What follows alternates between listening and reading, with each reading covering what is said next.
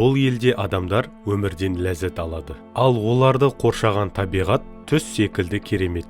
Бұл ел ешқашан әлемдік соғыстарға қатыспаған. Сондықтан мұнда бейбітшілік, сұлулық және тыныштық орнаған. Бұл елді жан-жағынан күлгін түсті көлдер мен асқақ таулар қоршап тұр. Бұл әлемде табиғаты осыншалықты көркем, жалғыз ғана ел. Бұл Швейцария, әлемдегі ең қауіпсіз әрі ең қонақжай елдердің бірі. Мұнда пойыздар таулы асуларды кесіп өтіп, төпсіз шатқалдардың үстінен көпірлер арқылы зулап өтеді. Кішкентай ауылдар өздерінің баяу, асықпайтын ырғағымен өмір сүреді. Ал қалаларда уақыттың қалай сырғып өткенін білдіретін қоңыраулардың үні естіледі. Егер жерде жұмақ бар болса, ол дәл осы жерде орналасқан. Мұнда ешбір кездейсоқ нәрсе жоқ. Әрбір үй, әрбір көше, әрбір альпі шыңы табиғат пен үйлесімділіктің ұлы туындысындағы мұқият ойластырылған бір бөлшек секілді. Көлдердегі су соншалықты таза,